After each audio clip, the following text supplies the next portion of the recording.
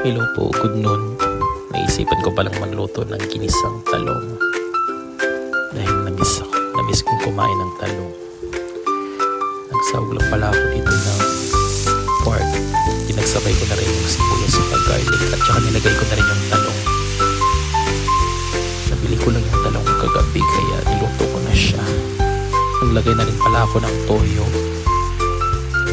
Tapos pinakuluan ko lang siya ng konti. Naglagay na rin pala ako ng puting tubig para di masyadong maalat. At syempre naglagay ako ng oyster sauce para medyo may twist, medyo may lasang umami.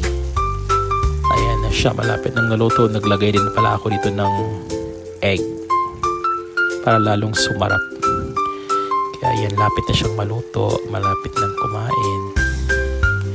Thank you for watching guys. Enjoy. Have a great day and